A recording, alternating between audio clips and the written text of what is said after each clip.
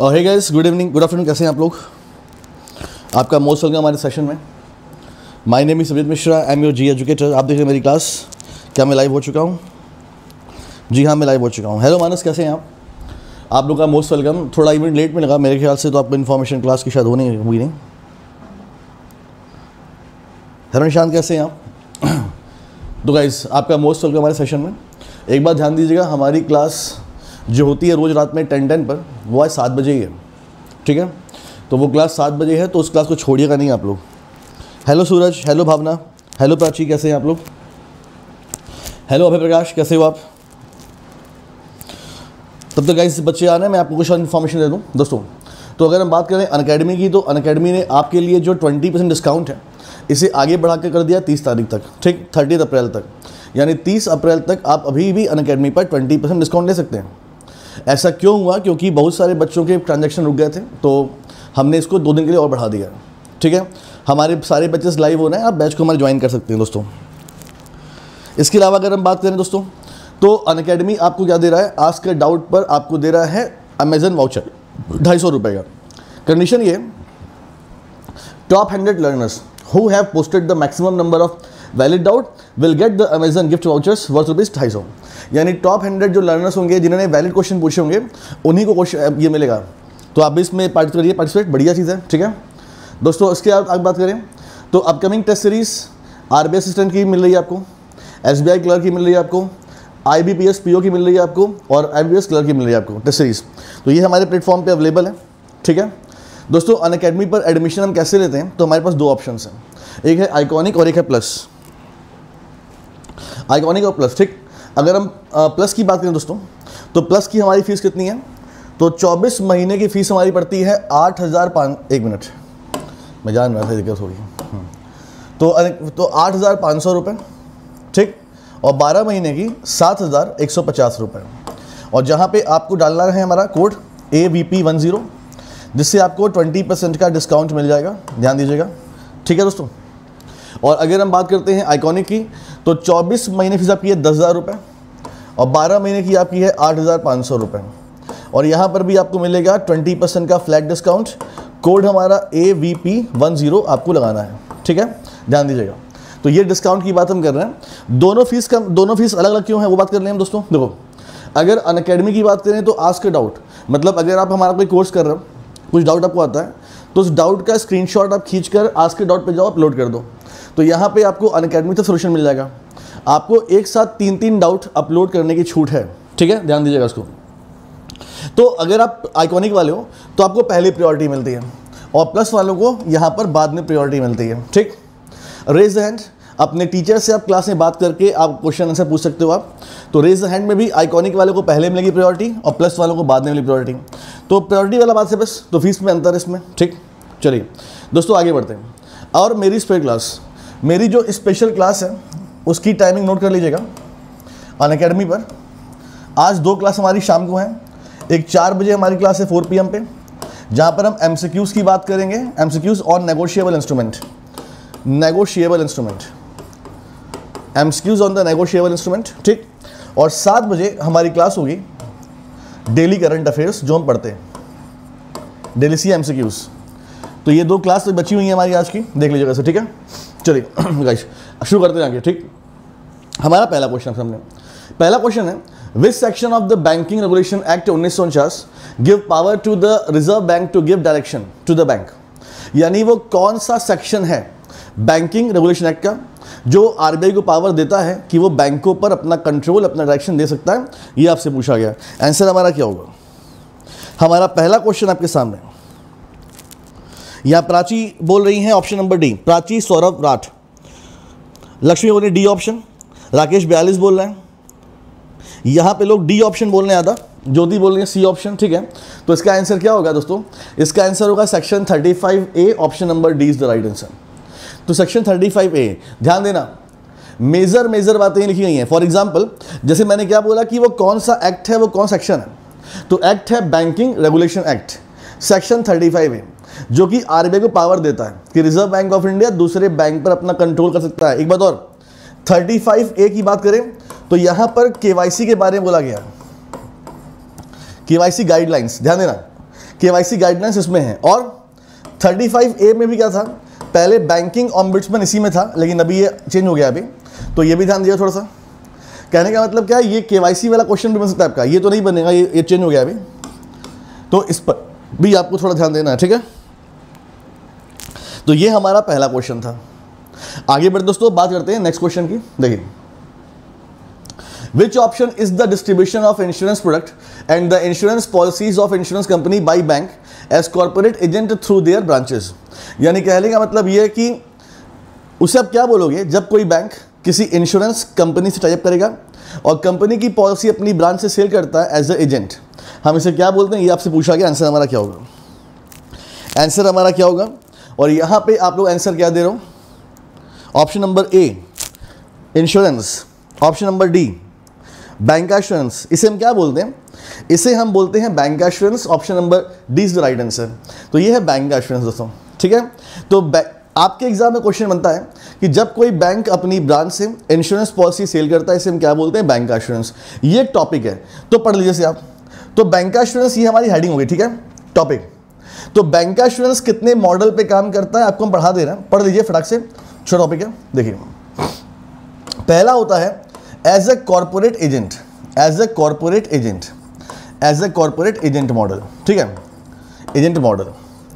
अब दोस्तों इसमें क्या होता है, देखिए इसमें क्या होता है, इसमें बैंक अलग है, इंश्योरेंस कंपनी अलग है। मेरी बात समझिएगा। देखिए दोस्तों, यहाँ पर मान लीजिए एक बैंक में एग्जांपल दे रहा हूँ, एक बैंक है मान लीजिए पंजाब नेशनल बैंक, एक बैंक है, ठीक, और एक इंश्योरेंस कंपनी है मान लीजिए फॉर एग्जांपल मेट लाइफ, ये इंश्योरेंस कंपनी है, ठीक दोस्तों। अच्छा, एक बात करते हैं कस्टमर की, है ना, कस्टमर हमारी आपकी बात करते हैं। हम लोग को शॉपिंग मॉल जाना क्यों पसंद है, हम क्यों वहाँ एंजॉय करते हैं, क्योंकि वहाँ हमारी शॉपिंग हो जाती है, वहाँ हम खाना खा लेते हैं और वहाँ हम मूवीज़ देख लेते हैं। मे बी आप कुछ और काम करने आते हो, मैं तो ये करता हूँ, खाना खा लिया, शॉपिंग कर ली, मूवी देख ली, मतलब बंडल ऑफ बेनिफिट। तो जिन चीज़ों से हमको बंडल ऑफ बेनिफिट मिलते हैं वो हमको पसंद है। अगर आप एक कस्टमर हो, आप बैंक में जाते हो, अगर यहीं पर आपको इंश्योरेंस पॉलिसी मिल जाए तो दोनों काम हो जाएगा आपका। यही चीज़ ये लोग पकड़ना है बैंक एश्योरेंस में। मतलब दोस्तों, दुनिया में सबसे टफ जॉब जो मुझे लगती है वो है इंश्योरेंस पॉलिसी बेचना।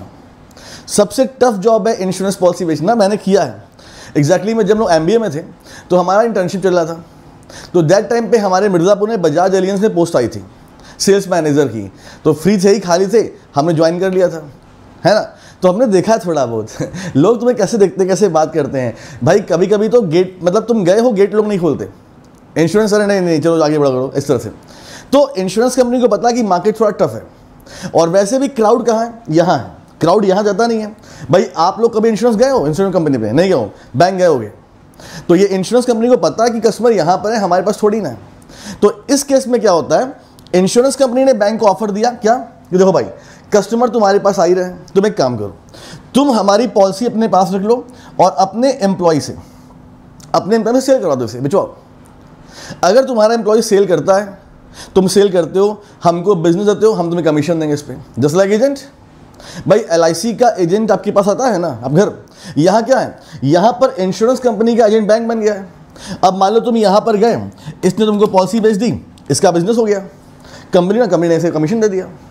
तो इसे हम क्या बोलते हैं, इसे मतलब एजेंसी मॉडल बोलते हैं, एजेंट मॉडल या एजेंसी मॉडल बोलते हैं। यानी जब कोई बैंक किसी इंश्योरेंस कंपनी का एजेंट बन जाता है। भाई बैंक का क्या कर रहा है, बैंक की ब्रांच अपनी है, अपना एम्प्लॉई है, वो सेल कर रहा है इंश्योरेंस, कुछ देना है नहीं, मिलना है बस कमीशन। तो इसे हम क्या बोलते हैं, कॉर्पोरेट एजेंट मॉडल बोलते हैं बैंक का एश्योरेंस में, ठीक है। तो एक पॉइंट हमारा ये है।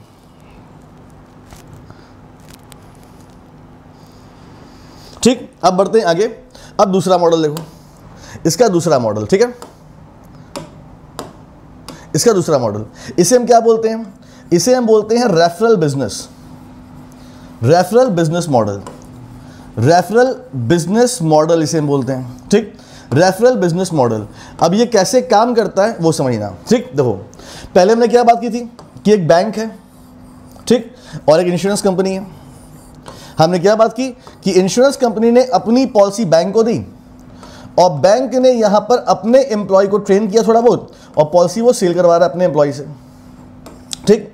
लेकिन दोस्तों जैसे अभी आप लोग बैंक की तैयारी कर रहे हो, ठीक है, अच्छी बात है। जब आप बैंक में जाओगे ना, तो आपको मालूम चलेगा बहुत सारा काम होता है वहाँ पर। फॉर एग्जाम्पल प्रियंका मैडम हमारी है ना यहाँ पे, प्रियंका मैडम वो already state bank of India में एज ए क्लर्क काम कर चुकी हैं। बाद में उन्होंने ESIC ज्वाइन कर लिया। आप पूछो कमेंट में है यहाँ पे। तो बाद में इन्होंने ज्वाइन कर लिया, ESIC ज्वाइन कर लिया, ठीक। तो ये क्वालिफाइड है ESIC। तो बैंक में काम बहुत होता है यार। अब बैंक में इतना सारा काम होता है, देखो यहाँ पे, अगर बैंक वाला अपना एम्प्लॉय किसी और की पॉलिसी में लगा देगा तो फिर बैंक में काम कौन करेगा मेरे भाई, है ना। तो ये बड़ी दिक्कत होती है। अच्छा, तुम लोग को मैं अपनी लाइफ का एक बहुत बुरा एग्जाम्पल, मतलब बहुत बुरी घटना मेरे साथ सुना रहा हूँ। देखो एक बार क्या हुआ, हमारे पिताजी ने बोला कि चलो बैठो गाड़ी पे काम है कुछ। हम बैठ गए, बढ़िया शर्ट वर्ट खोले थे, नीचे टी शर्ट पहने थे, परफ्यूम लगाए थे, एकदम बढ़िया से जा रहे थे, चश्मा लगाए थे। तो पिताजी हमें IDBI बैंक ले गए। जब वो ले गए बैंक में, तो आप बैंक में एंटर करोगे तो एक साइड में एम्प्लॉय बैठे हुए थे और एक साइड में BM का वो कैबिन था, ठीक। तो पिताजी और हम जा ही रहे थे, तभी हमारे बचपन का एक दोस्त मिल गया, दुर्गेश नाम था उसका। दोस्तों आपके साथ भी हुआ होगा ऐसा, आपके घर के आसपास कोई लड़का रहता होगा जो हमेशा आपसे एग्ज़ाम में ज़्यादा मार्क्स लाता होगा, और उस दिन वो जरूर घर आएगा मार्क्स लेकर, अरे अंकल जी हम इतना नंबर पाए हैं। तो उस समय जो आपके साथ होता था वही मेरे साथ होता था हमेशा। तो वही लड़का था वो। अब वो मिल गया बैंक में, आया, पापा का पैर छू लिया। तो पापा का पैर उसने छुआ तो पिताजी ने कहा, अरे दुर्गेश तुम यहाँ कैसे? तो उसने बोला कि हम यहीं काम करते हैं। तो दैट टाइम पर IDBI बैंक गवर्नमेंट बैंक थे टाइम पर, ठीक। पापा ने कहा अच्छा तुम यहाँ काम करते हो सरकारी बैंक में? बोला हाँ। पापा ने बोला ये इनको देखो लोफर घूम रहा है, ये कुछ नहीं करते हैं ये कोई लोफर है, कुछ नहीं करते हैं। खूब सुनाया, इतने बजे उठते हैं, ये करते हैं, इन्हें अच्छा कपड़ा चाहिए पहनने को, खाने को, पढ़ने को नहीं चाहिए। पढ़ने को मत बोलो। माँ सुना रहे थे, हम भी सुन रहे थे, हमके कहाँ से मिल गया यार ये ठीक है। उसके बाद क्या हुआ, पिताजी ने कहा ठीक है हम आते हैं BM के ब्रांच से। वो चले गया BM के कैबिन में, हम खड़े थे उसमें से। तो गुस्सा तो बहुत लग रही थी, अब क्या बोले। तो असम हम देख रहे थे, कपड़ा उसका देख रहे थे। तो हुआ क्या कि उसने गले में एक वो बांधा हुआ था, एक वो नहीं पट्टा होता है कंपनी का। तो उसमें ना वो वॉश हो गया था, तो उसमें बड़ा बड़ा B लिखा था, बड़ा बड़ा। तो मैंने कहा यार कि ये अगर IDBI बैंक होता तो I होता ना, B क्यों होता स्टार्टिंग में। तो मैंने उससे पूछा तुम काम कहाँ करते हो? तो बोला यहीं काम करते हैं। तो उसने अपना जो फोटो वाला होता है ना, फोटो वाला, वो जेब में डाला हुआ था। मैंने निकाल लिया तो उसमें लिखा था sales executive Bajaj Allianz company. मैंने कहा एक मिनट तुम कहाँ काम करते हो? तो उसने बोला अरे यहीं काम करते हैं। मैं कहाँ काम करते हो? बोला बजाज एलियंस में। हम बोले प्राइवेट कंपनी में, इंश्योरेंस में? बोला हाँ। हम क्या, अच्छा। तब बोले यहाँ कैसे? तो बोला कि क्या होता है, देखो जब इंश्योरेंस कंपनी देखती है कि यार हमारा धंधा बढ़िया आ नहीं पा रहा है, क्योंकि भाई ये बैंक का एम्प्लॉय है, इसे इंश्योरेंस के टर्म्स कंडीशन ज़्यादा नहीं पता होते हैं, और बैंक भी देख रहा है कि यार हमारा एम्प्लॉय फालतू काम कर रहा है इंश्योरेंस का, वो बैंक काम करे। तो होता क्या है रेफरल बिजनेस में, इंश्योरेंस कंपनी अपना ट्रेन एम्प्लॉय यहाँ भेजता है, बैंक इनको कैबिन दे देगा, इनको चेयर दे देगा, ये बैठ के अपनी पॉलिसी बेचे। मतलब जब इंश्योरेंस कंपनी का बंदा, मतलब इंश्योरेंस कंपनी खुद जाके बैंक में बैठती है और इंश्योरेंस सेल करती है, इसे हम क्या बोलते हैं, रेफरल बिजनेस। तो पिताजी आए तो हमने कहा पूछिए कहाँ काम करता है ये? माँ डांट दी हमको इतना सारा, बड़ी खुशी मिली अंदर से बड़ा कि चलो सही है कम से कम, है ना। तो कहने का मतलब क्या हुआ कि ऐसा हो चुका है मेरे साथ। तो इसे हम बोलते हैं रेफरल बिजनेस। रेफरल बिजनेस आपके सामने है, देख लीजिएगा, ठीक है। आई होप कि आपको क्लियर हो गया होगा मेरे एग्जाम्पल से क्या मतलब होता है रेफरल बिजनेस का, ठीक है। चलिए आगे बढ़ते हैं। तो ये हो गया रेफरल बिजनेस, जहां पर इंश्योरेंस कंपनी बैंक में बैठकर अपना काम करती है, ठीक है। आगे अब तीसरा मॉडल क्या, देखो तीसरा मॉडल, ये तुम लोग नोट करो कि खाली कहानी सुन रहे हो, बस इसे नोट कर लेना भैया, देखो है ना। तीसरा पॉइंट, जो तीसरा पॉइंट हमारा है वो क्या होता है, इसे हम क्या बोलते हैं, इसे हम बोलते हैं, या जगह है तो यार, इसे हम क्या बोलते हैं, आजा भाई कहाँ गया, इसे हम बोलते हैं इंश्योरेंस अंडरराइटिंग। अब इसका दोस्तों मतलब क्या होता है, देखो यहाँ पे, तो इसका मतलब ये होता है कि बैंक अब सोच रहा है कि यार भाई जगह भी हमारी है, जगह हमारी है ब्रांच में, कस्टमर हमारा है, सब कुछ हमारा है, और हम किसी दूसरे की पॉलिसी बेच रहे हैं, तो हमको फायदा क्या हो रहा है, बस कमीशन। जगह हमारी, कस्टमर हमारा, सब कुछ हमारा, तो प्रॉफिट भी बना होना चाहिए। तो अब इसमें क्या होता है कि इसमें बैंक सोचता है कि मैं काम करेंगे, हम किसी इंश्योरेंस कंपनी से टाई अप नहीं करेंगे, बल्कि हम खुद की अपनी इंश्योरेंस कंपनी खोलेंगे और उसकी पॉलिसी अपनी ब्रांच से बेचेंगे। फॉर एग्जांपल दोस्तों, जैसे state bank of India bank तो है, लेकिन स्टेट बैंक ऑफ इंडिया की लाइफ इंश्योरेंस कंपनी भी है और एसबीआई की अपनी जर्नल इंश्योरेंस कंपनी भी है। एचडीएफसी बैंक है, एचडीएफसी अर्गो उसकी इंश्योरेंस कंपनी है, एचडीएफसी लाइफ उसकी इंश्योरेंस कंपनी है, आईसीआईसीआई बैंक है, आईसीआईसीआई प्रूडेंशियल भी है, आईसीआईसीआई लोम्बार्ड भी है, कोटक महिंद्रा बैंक भी है, कोटक महिंद्रा इंश्योरेंस कंपनी भी है। तो यहाँ पे क्या हो रहा है, इसका मतलब यहाँ पर बैंक अब क्या करेगा, बैंक खुद की अपनी इंश्योरेंस कंपनी खोल देगा। ठीक है, लेकिन ध्यान रहे देखो यहाँ पे पहला कंडीशन क्या है, अगर कोई बैंक अपनी खुद की इंश्योरेंस कंपनी खोलना चाहता है तो उसके पास कम से कम 500 करोड़ रुपए कैपिटल होनी चाहिए, तभी आपको लाइसेंस मिलेगा। ठीक, और लाइसेंस के लिए आपको अप्रूवल लेना पड़ेगा IRDAI से, एडा से, क्योंकि इंश्योरेंस कंपनी के पापा यही होते हैं। तीसरा पॉइंट दोस्तों, आपके पास आपको लास्ट 3 ईयर में प्रॉफिट में होना जरूरी है। आपको लास्ट 3 ईयर में प्रॉफिट में होना जरूरी है। ये सब कुछ पॉइंट हैं जो आपको पढ़ने चाहिए आपको। ठीक है,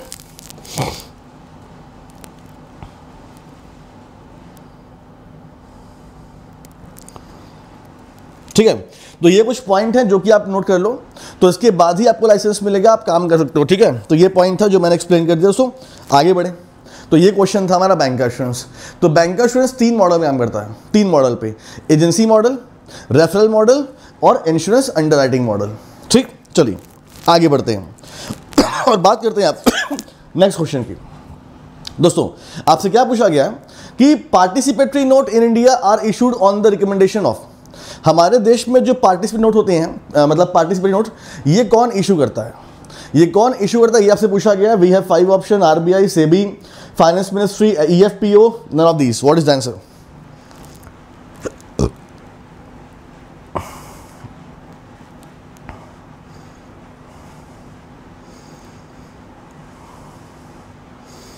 यहां पे रमन बोल रहे हैं आरबीआई, ठीक है, शिव बोल रहे हैं ऑप्शन नंबर सी मतलब finance ministry, Akash RBI, Kajal RBI, Bhavna c option, Prakash RBI, Sandhya RBI, Keshav c option मतलब फाइनेंस मिनिस्ट्री, आरबीआई। चलिए इसका आंसर क्या हो दोस्तों, इसका आंसर होगा SEBI, option number b is the right answer. अब आपको ये समझना है कि ये पार्टिसिपेट नोट है क्या दोस्तों, सुनना बहुत ध्यान से, हाँ बहुत ध्यान सुनना वरना कॉन्सेप्ट क्लियर नहीं होगा। थोड़ा मैं टाइम लूंगा लेकिन आपका ज्ञान बढ़ेगा इससे। ठीक है दोस्तों, जब 1947 में हमारा देश आज़ाद हुआ, ठीक, जब आज़ाद हुआ तो हमारे देश, देखो उस समय क्या था, उस समय थी गुटबाजी। गुटबाजी मतलब वर्ल्ड वॉर ख़त्म हो चुका था और वर्ल्ड वॉर में अमेरिका नया नया एक सुपर पावर देश बना था, क्योंकि इसने जापान में हिरोशिमा नासा में एटम बम का यूज़ किया था। तो दैट टाइम पे अमेरिका का भाव बड़ा बढ़ा हुआ था और रशिया पहले से ही ताकतवर था।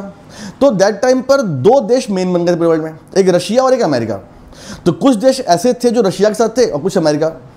तो जब भारत आज़ाद हुआ तो अमेरिका ने बोला आप हमारे गुट में आ जाओ, रशिया ने बोला हमारे गुट में आ जाओ। गुट में आने का मतलब क्या होता है, गुट में आने का मतलब होता है कि अमेरिका चाह रहा था कि हम उनकी इकॉनमी अडॉप्ट करें, कैपिटलिस्टिक, और रशिया सोशलिस्टिक। दोस्तों कैपिटलिस्टिक का मतलब होता है पूंजीवाद, मतलब सब कुछ प्राइवेट कंपनी, और सोशलिस्टिक मतलब सब कुछ सरकारी। तो हम बीच में फंस गए। तो हमने कहा कि भाई नए नए हैं मार्केट में, हम खेल खेलते हैं।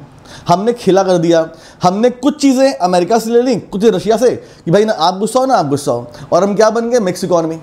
हम बन गए मिक्स इकॉनमी, यानी हमारे देश में अगर एनटीपीसी की बिजली बनती है तो हमारे देश में रिलायंस की बिजली बनती है। हमारे देश में सरकारी हॉस्पिटल हैं तो हमारे देश में प्राइवेट हॉस्पिटल भी हैं। हमारे देश में सरकारी लाइन, हालांकि अब खत्म हो गई इंडिया, तो प्राइवेट तो है ही है। तो कहने का मतलब ये मिक्स इकॉनमी होती है, सरकारी कंपनी भी चलेगी और प्राइवेट भी चलेगी, है ना, दोनों चलेगा सतत। तो ये चल रहा था। उसके बाद क्या हुआ, उसके बाद हालांकि मुझे कहना नहीं चाहिए, लेकिन इंदिरा गांधी जी के ऊपर थोड़ा सा रशिया का ज़्यादा प्रभाव था और इन्होंने अपने अपने कार्यकाल में रशिया को फॉलो किया और फटाफट चीज़ों को नेशनलाइज करना शुरू कर दिया। जैसे फॉर एग्जांपल बैंकों का पहला नेशनलाइजेशन, बैंकों का दूसरा नेशनलाइजेशन, है ना। वैसे इंश्योरेंस कंपनी, तो अगर आप बात करेंगे 1960 से 75 के बाद से, तो बहुत सारी कंपनी क्या नेशनलाइज हुई। तो दैट टाइम पर वो हमारी गवर्नमेंट ऑफ इंडिया का एक गलत डिसीजन था। सब कुछ सरकारी आपको नहीं करना चाहिए था, क्योंकि इससे करप्शन बढ़ता है और देश में डेवलपमेंट आप नहीं कर पाते हो। और ये चलता रहा सिलसिला, और राजीव गांधी की हत्या के बाद ऐसा हो गया कि हमारे देश में केवल 19 दिन का विदेशी मुद्रा भंडार था, 19 डेज का केवल। दैट टाइम पे पीएम बने नरसिम्हा राव जी, और जब वो पीएम बने तो वो समझे कि भाई हमारे पास तो केवल 19 दिन का विदेशी मुद्रा भंडार है। यानी हमारी कंडीशन दैट टाइम पे पाकिस्तान और नेपाल जैसी हो गई थी। मैं श्रीलंका नहीं बोलूँगा, पाकिस्तान नेपाल। अब क्या करें हम, और हमारी इतनी बड़ी पॉपुलेशन। तो मनमोहन सिंह को लाया गया पढ़ के वापस, मनमोहन सिंह को बनाया गया फाइनेंस मिनिस्टर। तो मनमोहन सिंह क्या लेकर आए, एलपीजी, लिबरलाइजेशन, प्राइवेटाइजेशन, ग्लोबलाइजेशन, कि भैया अपने देश को खोलो, ओपन करो, कंपनी को आने दो, यहाँ पे प्राइवेट कंपनी को आगे बढ़ाओ, जिससे आपके देश में शेयर मार्केट बढ़ेगा। शेयर मार्केट देखो दोस्तों, शेयर मार्केट की अब बात कर रहे हैं। तो शेयर मार्केट, जिस तरह गाइस आपके पास पैसे होते हैं, आप पैसे निवेश करते हो ना शेयर्स में, तो वैसे ही इंटरनेशनल इन्वेस्टर्स भी होते हैं, कंपनीज भी होती हैं जो किसी देश में निवेश करती हैं उसके शेयर मार्केट की ग्रोथ देखकर। फॉर एग्जांपल, जैसे मान लीजिए अमेरिकन कंपनी कोई है, अब उसके पास पैसा है, लेकिन ये पैसा उसको ओवरसीज निवेश करना है। अगर इंडिया का शेयर मार्केट अच्छा होगा तो यहाँ निवेश करेंगे वो। तो देखो समझो, इसे हम क्या बोलते हैं, इन्हें बोलते हैं FII। इन्हें क्या बोलते हैं, FII, foreign institutional investors. Foreign institutional investors, ये फॉरेन की कंपनीज होती हैं, ये फॉरेन के पर्सन्स होते हैं जो हमारे देश के शेयर मार्केट में निवेश करते हैं टू मेक प्रॉफिट। हमारा फ़ायदा ये होता है कि बाहर से पैसे देश में लगते हैं हमारे। ठीक, देखो तो 1991 आने के बाद क्या हुआ, हमारे देश में FIIs आना शुरू हुई और हमारा शेयर मार्केट बढ़ना शुरू हुआ। लेकिन गाइस हमारे देश में किसी थी कि सब कुछ सरकारी था, सब बाबू सरकारी थे। तो कहने का मतलब हमारे देश में लाल फीताशाही बहुत थी। मतलब पहले अगर कोई कंपनी फॉरेन से पैसा लगाएगी तो उसकी जांच होगी, पड़ताल होगी पूरी, उसके बाद उसको मिलेगा अप्रूवल। अब मान लो तुम्हें रिलायंस कंपनी का शेयर लेना है आज, अब तुम इंडिया में अप्लाई कर रहे हो, अब तुमको अप्रूवल मिलना है 1 महीने बाद, और 1 महीने बाद तक मार्केट कंडीशन चेंज हो चुकी है। तो हमारे देश में इतनी लाल फीताशाही थी, तो जो FIIs थी वो निवेश नहीं कर रही थी देश हमारे। तो अंत में क्या हुआ, सेबी ने एक रास्ता निकाला, गेट पास, पी नोट्स। ये एक तरह गेट पास था कि अगर FII को इंडिया में निवेश करना है तो आपको बार बार अपना चेक कराने की जरूरत नहीं है, चेक कराने की कि आप कौन हो। आप एक बार निवेश करो, एक बार आपका हम कर लेंगे चेकअप पूरा अच्छे से कि कौन हो आप, उसके बाद आप बार बार निवेश करो, कोई रुकेगा नहीं। तो पी नोट एक तरह गेट पास होता है इंडिया के मार्केट में निवेश करने के लिए। बात समझ आई? तो बेसिकली जो पार्टिसिपेटरी नोट्स है ये किसके लिए आया था, FIIs के लिए आया था। किसने लॉन्च किया था, सेबी ने, ताकि FII को दिक्कत ना हो, इन्हें बार बार अपनी कागजी कार्रवाई न करवानी पड़े। एक बार आपने करवा ली, आपका नाम रजिस्टर्ड हो गया, अब आप बिना पूछे तुझे इंडिया में निवेश करो। ठीक, चलिए गाइस, अच्छी बात है, आपने बातों को समझ लिया। आगे बढ़ते हैं।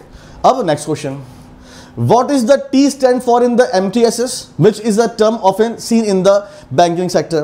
अभी रिजर्व बैंक ऑफ इंडिया ने फिनो पेमेंट बैंक को भी MTSS में अप्रूवल दिया है। अगर आप करंट अफेयर्स पढ़ते हैं तो आपको याद होगा। तो ये MTSS में T क्या है, आपसे पूछा गया, आंसर बना क्या होगा, देखो What is the right answer? और यहाँ आप बोलो ट्रांसफर, तो इसका आंसर क्या होगा, इसका आंसर होगा ट्रांसफर, यानी मनी ट्रांसफर सर्विस स्कीम। सुन लेना इसके बारे में, पहले सुन लेना, मनी ट्रांसफर सर्विस स्कीम। दोस्तों ये एक ऐसी स्कीम है जिसके ये रिजर्व बैंक ऑफ इंडिया के कंट्रोल करता है इसे। ठीक है, देखो मान लीजिएगा इसकी कोई विदेशी है, कोई आपका भाई है, कोई बहन है, कोई भी है, अगर उसको पैसा भेजना है विदेश से आपको आप कहाँ रहते हो, आप इंडिया में रहते हो, तो आप इंडिया में रहते हो, तो ये पैसा आप रिसीव करते हो थ्रू MTSS।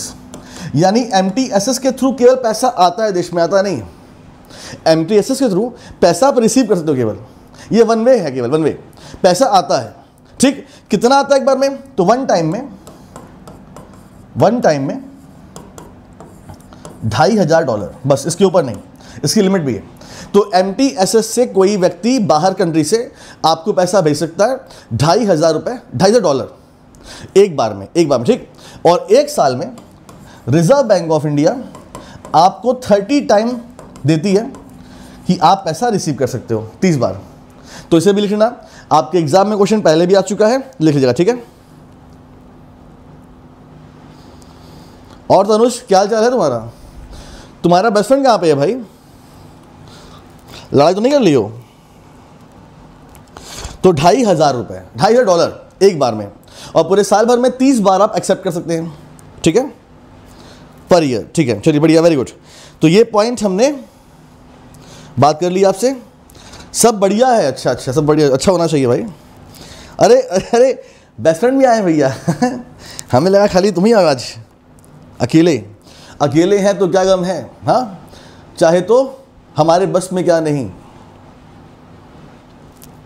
चलिए गाइस आगे बढ़ते हैं। तो एक पॉइंट हमारा ये हो गया। नेक्स्ट क्वेश्चन देखिए, which of the following section in the banking regulation act 1949 define the use of the word bank, banker, banking और बैंकिंग कंपनी। तो बैंकिंग रेगुलेशन एक्ट में वो कौन सा सेक्शन है जो डिफाइन करता है बैंक को, बैंकर को, जहां पर मतलब इसका यूज किया गया, मतलब बेसिकली मतलब बैंक वर्ड कहां पर यूज किया गया। कोई पूछे आपसे कि ये बैंक वर्ड यूज कहां किया गया था, बैंकर, तो बैंकिंग रेगुलेशन एक्ट के किस सेक्शन में, ये आपसे पूछा गया। तो तुक्का मारो फटाफट, तुक्का मारो, A B C D, बताओ क्या हमारा आंसर होगा। तो यहां पे रेसर बोल रहे हैं सेक्शन 5, टाइमलेस बोल रहे हैं सेक्शन 3, जया बोल रही है 2, ऋषा बोल रही है डी ऑप्शन मतलब सेक्शन 3 सेक्शन 3 यही आंसर होगा। अच्छा, तो इसका आंसर क्या होगा दोस्तों, इसका आंसर होगा section 7 option number 20 right answer. तो याद कर लीजिएगा ये पॉइंट हमारा, ठीक है। बैंकिंग रेगुलेशन एक्ट 1949 सेक्शन 7, ठीक है, याद रखना इस बात को मेरे। आगे बढ़ते हैं, next question, what is the full form of bird. Bird का क्या है फुल फॉर्म, आपसे पूछा गया, चिड़िया, बर्ड, बर्ड का फुल फॉर्म क्या है ये आपसे पूछा गया। आंसर हमारा क्या होगा देखिए और बताइए, what is the right answer.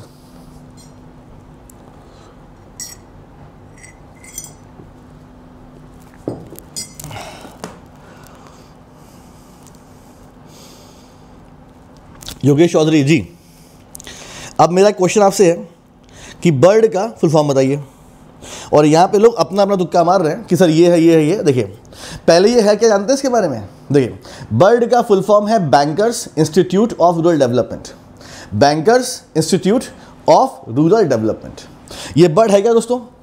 तो बर्ड जो है ये नाबार्ड है, जानते हैं आप लोग नाबार्ड का नाम, नाबार्ड, ये नाबार्ड के अंडर में काम करने वाली एक क्या है, एक क्या है, ट्रेनिंग इंस्टीट्यूट है, ठीक, ये ट्रेनिंग इंस्टीट्यूट है। जब आपका सिलेक्शन ग्रामीण बैंक में होता है तो आपकी ट्रेनिंग की रिस्पॉन्सिबिलिटी इनकी होती है। यानी ये क्यों बनाया गया है, ये बनाया गया है, इसका ऑब्जेक्टिव है to give the training to RRB personnel employ, यानी आरआरबी के एम्प्लॉय को ट्रेनिंग ये प्रोवाइड करते हैं। इस्टेब्लिशमेंट ईयर 1983, मतलब कि एक साल के बाद इनके, ठीक। और हेडक्वार्टर कहाँ पे है, मुस्कुराइए, मुस्कुराइए होगी आप लखनऊ में है, LUCK, हाँ लखनऊ, तो मुस्कुराइए आप लखनऊ में हैं दोस्तों, ठीक है, पढ़ लीजिए। तो ये नाबार्ड का ट्रेनिंग इंस्टीट्यूट है, इसका काम है आरआरबी के एम्प्लॉय को ट्रेनिंग देना, नॉट सैलरी ट्रेनिंग देना, और ये इस्टेब्लिशमेंट ईयर 1983 और हेडक्वार्टर इन लखनऊ, ठीक है, हेडक्वार्टर इन लखनऊ, याद रखिएगा इसे भी। चलिए आगे बढ़ते हैं। लखनऊ में चाट अच्छी मिलती है, लखनऊ में चाट अच्छी मिलती है, हम तो कबाब सुने थे, चाट तो कभी सुने नहीं। चाट वाट खाना हमारे मिर्ज़ापुर आइए, यकीनन आप सब भूल जाएंगे। मार्च मंथ की कंपाइल पीडीएफ बेटा है गोपाल जी, हमारे टेलीग्राम पर जाकर ले लीजिए, ठीक है। चलिए आगे बढ़ते हैं, बात करते हैं आपसे नेक्स्ट क्वेश्चन की। What is section 7 of the RBI act 1934। North option में है, व्हाट इज सेक्शन 7। अब मैंने कुछ बता था इस बारे में, कुछ क्या मैंने अभी कुछ बोला इसके बारे में। सेक्शन 7 देख लो, ऑप्शन में ये भी है, मैं कुछ बोलूंगा नहीं, मैं कुछ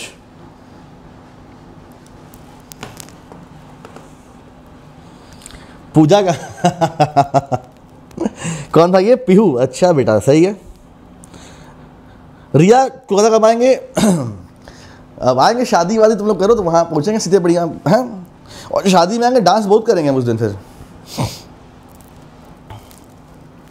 यहाँ क्या आंसर है, B D. It allows RBI to recruit new staff, अच्छा, और डी क्या है, it empower the government to give direction to RBI. दोस्तों इसके पहले हमने क्या पढ़ा था, इसके पहले हमने पढ़ा था बैंकिंग रेगुलेशन एक्ट सेक्शन 7। जो बैंकर था ना, वो क्या था? Banking regulation act. ये क्या है? RBI act. अब सुनना बहुत ध्यान से मेरी बात, सुनना बहुत ध्यान से मेरी बात। देखो दोस्तों, बात है आज से 2 साल पहले की, 2 साल पहले की, ठीक है। तो हुआ क्या था कि नरेंद्र मोदी गवर्नमेंट ने क्या बोला आरबीआई से कि तुम्हारे पास बहुत पैसा पड़ा हुआ है रिजर्व में, कुछ पैसा हमको दो, हम खर्च करेंगे देश के डेवलपमेंट में।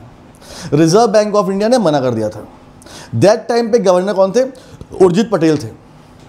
आपको याद होगा, उर्जित पटेल ने अपने टाइम से पहले रिजाइन कर दिया था, यही कह के कि गवर्नमेंट प्रेशर दे रही है हमारे पर।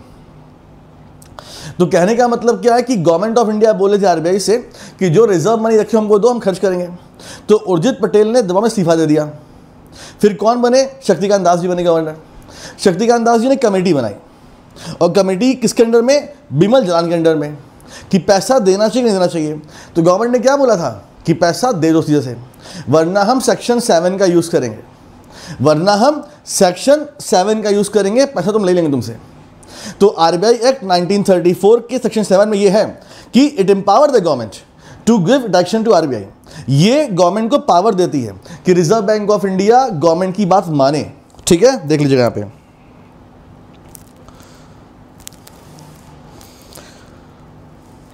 तो इसे याद रखिएगा दोस्तों, ये पॉइंट है ना। तो ये बड़ा अच्छा पॉइंट है, इसे भूलिएगा नहीं आप लोग। हम आगे बढ़ते हैं, बात करते हैं आपसे नेक्स्ट क्वेश्चन की, ठीक। Which section of the Reserve Bank of India Act stated that the RBI has the exclusive right to issue the currency note in India? यानी वो कौन सा सेक्शन है आरबीआई एक्ट का जो आरबीआई को पावर देता है कि रिजर्व बैंक ऑफ इंडिया हमारे देश में करेंसी प्रिंट कर सकता है? आंसर बताएं, क्या आंसर होगा हमारा? Sir thank you very just today first shift ESIC UDC। Deepa ji question delete भी कर दिया, मैसेज किया डिलीट भी कर दिया। इतनी बेइज्जती, गजब बेइज्जती है। अरे तारीफ कर दी कम से कम कि सर क्वेश्चन आया आपके एग्जाम में। आंसर हमारा क्या होगा? तुम लोग अचानक तेज कैसे हो गए यार सब लोग? तुम लोग को मैं जानता नहीं हूँ, क्या पढ़ाता हूँ मैं, तुम लोग ये सडन इतने तेज कैसे हो गए? तो सेक्शन 22 हमारा सही आंसर है, ऑप्शन नंबर डी। ध्यान सुनना मेरी बात, अगर बोलेगा तुमसे कि आरबीआई एक्ट, ठीक, सेक्शन 22, तो इसका मतलब है बात क्या हो रही है आपसे? बात हो रही है करेंसी की, करेंसी का, ठीक है। लेकिन अगर यही हमने क्या पूछता, बैंकिंग रेगुलेशन एक्ट 1949 सेक्शन 22, ये क्या जरा बताओ मुझे, ये किस लिए है? फिर ये किस लिए है? आंसर दो।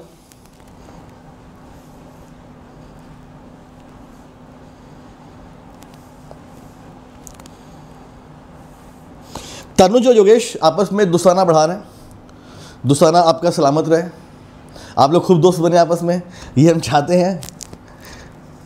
जरा आंसर दें, क्या हमारा आंसर होगा?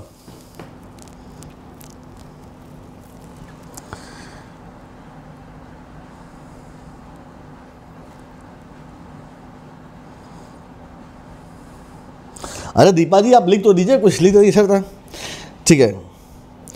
क्या आंसर होगा? मैंने क्या बोला भैया बताओ जरा सा आंसर दो बाबू लोग। नेशनलाइजेशन, बाप रे बाप,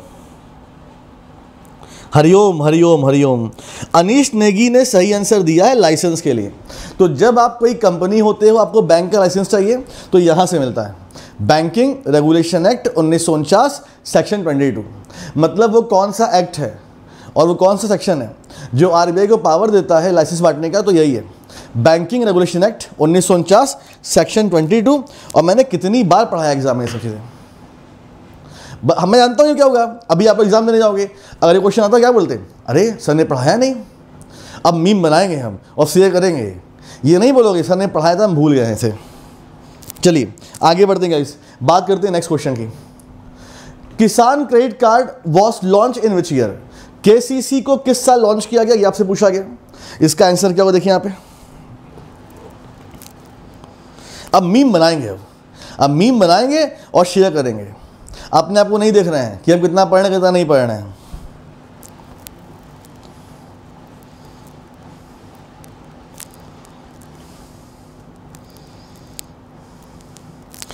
आंसर हमारा क्या होगा देखिए यहाँ पे। आप लोग क्या बोल 98, ठीक है। तो अगर भाई केसीसी की बात करें, किसान क्रेडिट कार्ड, तो केसीसी आया है कब? 1998 में।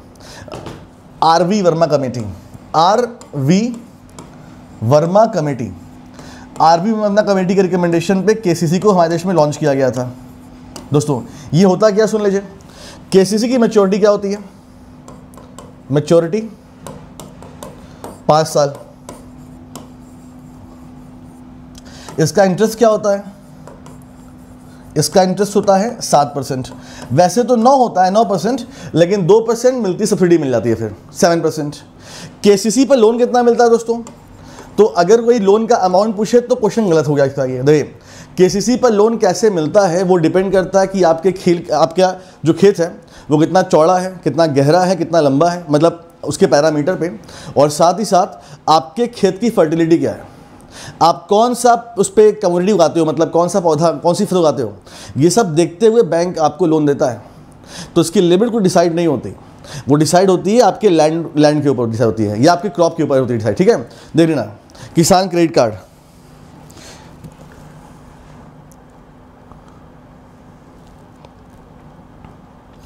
वीडियो चैट नहीं करना है भाई हम लोग को, आप जाइए यहाँ से। आगे बढ़ते हैं और बात करते हैं नेक्स्ट पॉइंट की। नेक्स्ट पॉइंट हमारा क्या है, देखिए दोस्तों यहाँ पे। ठीक है, तो हमने आपको सारी इंफॉर्मेशन दिखा दी है, याद कर लीजिएगा इसे। यहाँ देखो, यहाँ देखो, यहाँ देखो।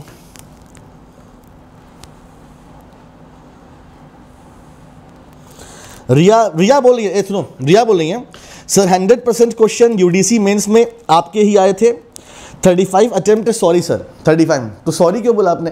अच्छा, पहले नहीं बोला इसलिए। बहुत बढ़िया दोस्तों। वीडियो चैट देखिए करना तो कर लें बच्चे, लेकिन बात यह है कि फिर उनका डाटा खत्म हो जाएगा, और जो मेरी शाम वाली क्लास होती है वो स्पॉइल हो जाएगी, और वो मैं चाहता नहीं हूँ। तो या तो एक काम करिए, आप हम लोग को डेटा दे दीजिए, इस एक्स्ट्रा हमको भी डेटा दीजिए, हम लोग करें चैट वेट का करना है ना। चलिए आगे बढ़ते हैं गाइस। हमारे पास ब्लॉक करने कोई अधिकार नहीं है, हमारे पास कोई अधिकार नहीं दिया गया बैंकर से, में हम खाली पढ़ा सकते हैं बस। ठीक, चलो आगे बढ़े दोस्तों।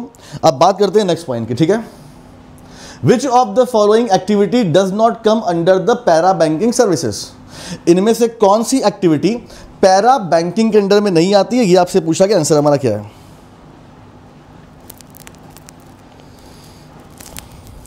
जल्दी बताइए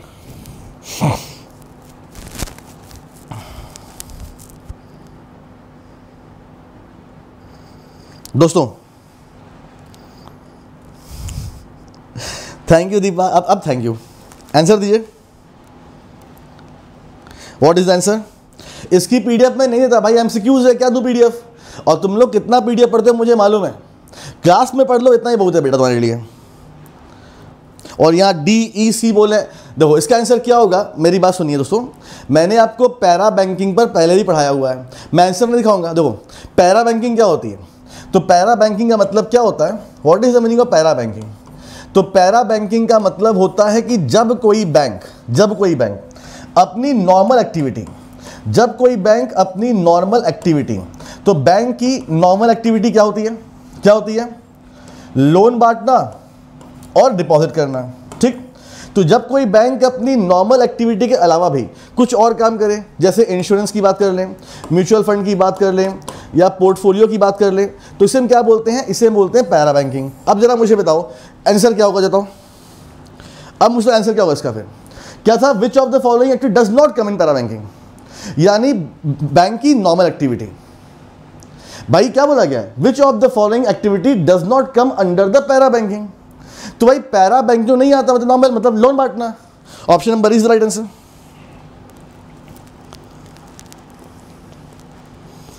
तो जब कोई बैंक अपनी नॉर्मल एक्टिविटी के अलावा कुछ और काम करना शुरू कर दे, जैसे म्यूचुअल फंड, इंश्योरेंस की बात कर लें, इंटरनेट बैंकिंग की बात कर लें, डेबिट कार्ड, क्रेडिट कार्ड, तो हम क्या बोलते हैं? Para banking.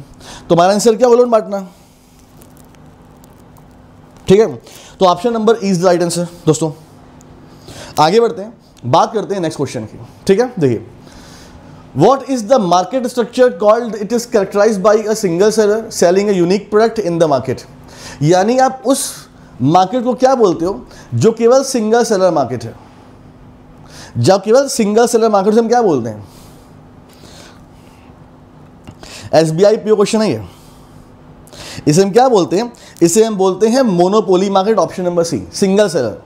मतलब जिस बाजार में केवल सिंगल सेलर होते हैं उन्हें हम क्या बोलते हैं? उन्हें हम बोलते हैं मोनोपोली मार्केट।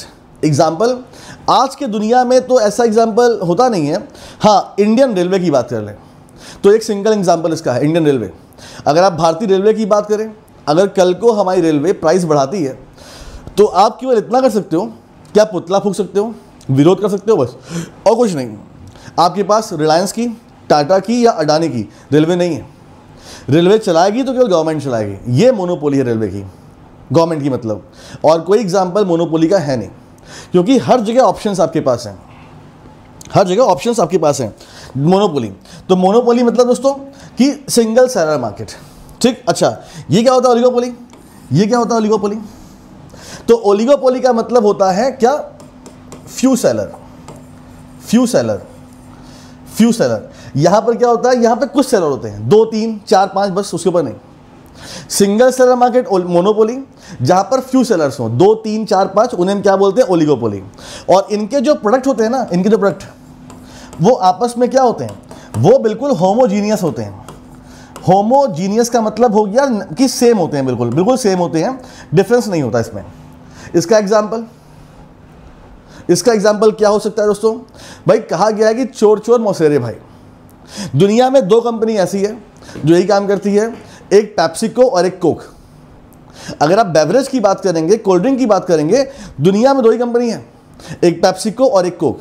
इन्होंने क्या कर रखा है सुनो, ये इतने बड़े खिलाड़ी हैं कि तीसरी कंपनी को आने देंगे। देखो भाई, सिंपल सी बात है, आप अगर स्प्राइट पीते हो ना, स्प्राइट, तो आपके पास 7 का ऑप्शन भी है। अगर आप माजा पीते हो तो आपके पास स्लाइस का ऑप्शन भी है। अगर आप पेप्सी पीते हो तो आपके पास थम्स अप का एग्जाम्पल भी है ना।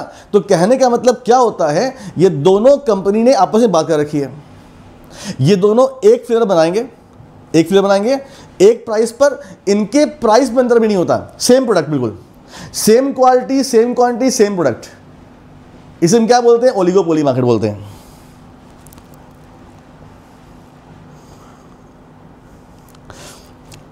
पार्ले एग्रो कुछ अलग हो गया, वो तो अलग केस हो गया। आप कोल्ड ड्रिंक की बात करो ना केवल, देखो।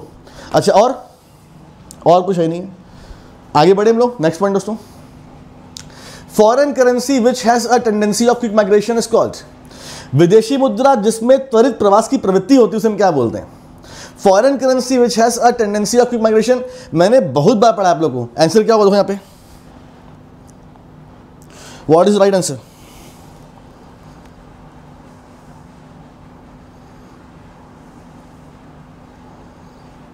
दोस्तों, मेरे भाइयों बहनों, आंसर दो। इसे हम क्या बोलते हैं? इसे हम बोलते हैं हॉट करेंसी। जिस मुद्रा के नेचर में क्विक माइग्रेशन होता है उसे हम क्या बोलते हैं? हॉट मनी बोलते हैं, हॉट मनी बोलते हैं। हॉट मनी का एग्जांपल क्या होता है? तो हॉट करेंसी का एग्जांपल क्या होगा? तो इसका एग्जांपल होता है, जैसे for example USD, US dollar. ये क्या है? और क्या एग्जांपल होगा इसका? FII। ये सब आपके हॉट करेंसी के एग्जांपल्स हैं। पहले यूएसडी कैसे दोस्तों? देखो सिंपल सा, आपको पता है कि हमारे आज पूरे वर्ल्ड में आज भी करीब करीब 85% जो ट्रेड होता है वो डॉलर पे होता है। जो भी इंपोर्ट एक्सपोर्ट हम करते हैं वो डॉलर पे करते हैं। क्यों करते हैं हम? देखो वो सिंपल सी बात है। हम बात करते हैं इंडिया की, चाइना की, रशिया की, सऊदी अरेबिया की। ठीक है, सुनना। तो एक बार क्या हुआ कि इंडिया ने चाइना को बेचा मसाले, सब्जी मसाला, नॉट पान मसाला, सब्जी मसाला। इंडिया ने एक्सपोर्ट किया, यानी पेमेंट चाहिए इंडिया को, तो इंडिया ने चाइना से मांगा डॉलर, यानी चाइना के पास जो डॉलर था वो कहाँ गया? इंडिया के पास आ गया। ठीक, इंडिया ने क्या किया? इंडिया ने सऊदी अरेबिया से तेल खरीदा। जब इंडिया ने तेल खरीदा, मतलब इंपोर्ट किया, तो अब इसने क्या बोला? डॉलर मांगा, तो इंडिया ने डॉलर इनको दे दिया। यानी डॉलर जो पहले चाइना के पास था वो इंडिया के पास आ गया, इंडिया ने इनको दे दिया। सऊदी अरेबिया ने रशिया से विमान खरीदे तो डॉलर यहाँ चला गया। तो भाई कहने का मतलब कि आजकल पूरा ट्रेड डॉलर पे ही है, तो डॉलर की डिमांड है, तो जब आप ट्रेड करते हो तो डॉलर यहाँ से वहाँ होता रहता है आपका। तो ये माइग्रेशन हुआ ना, चाइना से इंडिया, इंडिया से Saudi Arabia, then Russia, then कहीं और, देन कहीं और, इसे हम क्या बोलेंगे? हॉट करेंसी बोलेंगे। ठीक, दूसरा पे हो गया FII। इसका मतलब क्या है दोस्तों? मैंने अभी आपसे बोला था FII क्या होते हैं? ये इन्वेस्टर होते हैं जो किसी देश के शेयर मार्केट में निवेश करते हैं। अगर इन्होंने कल इंडिया के मार्केट में पैसा लगाया, मान लो मार्केट डूब गया, ये पैसे निकालेंगे, कहीं और चले जाएंगे, फिर कहीं और, फिर कहीं और, तो ये भी क्या करते हैं? क्विक माइग्रेट करते हैं, है ना? FII example. ठीक है दोस्तों, आगे बढ़ते हैं। Next example, devaluation of currency leads to, अगर कोई देश अपनी करेंसी का डिवैल्यूएट करता है तो उसका क्या इफेक्ट पड़ता है, जरा बताइए मुझे।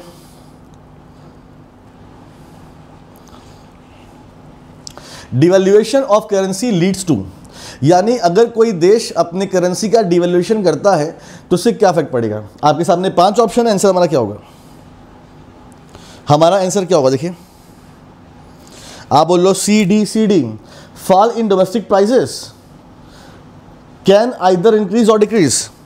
इसका आंसर होगा option number A, increasing domestic prices. कैसे, देखिए what is the meaning of devaluation. Devaluation मतलब होता है कि जब कोई देश अपनी करेंसी की वैल्यू को, मतलब फॉर एग्जांपल अगर $1 के बराबर 1 रुपए है फॉर एग्जांपल, ठीक है, और आपने क्या कर लिया, आपने उसी डॉलर कंपैरिजन में अपनी करेंसी को गिरा दिया, तो इसे हम क्या बोलते हैं, इसे बोलते हैं डिवैल्यूएशन।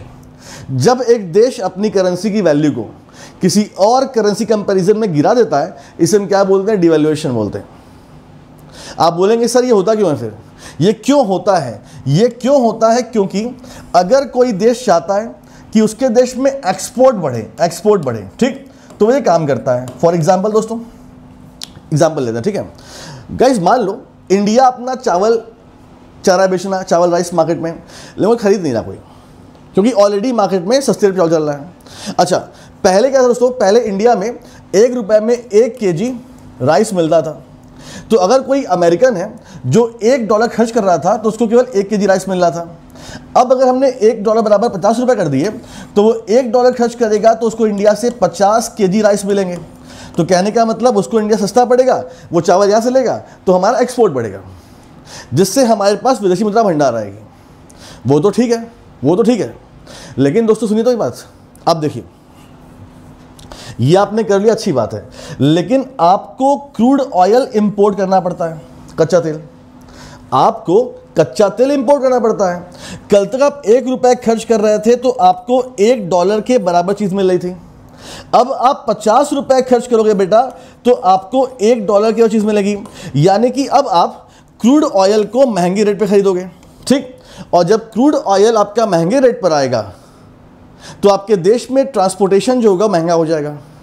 और अगर तेल भाई सिंपल सी बात है, अभी देखो ना आज के टाइम पे देश में महंगाई क्यों है, केवल कच्चे तेल की वजह से। अगर आपको कच्चा तेल महंगा पड़ा तो डीजल पेट्रोल महंगा पड़ जाएगा। और हमारे देश में आप चाहे एग्रीकल्चर की बात करो, चाहे टीवी एसी की बात करो, कुछ ही बात करो, सब कुछ आपके पास आता है थ्रू ट्रांसपोर्टेशन, और ट्रांसपोर्टेशन बढ़ा सब महंगा हो जाएगा। तो इंक्रीजिंग डोमेस्टिक प्राइस, ठीक है दोस्तों।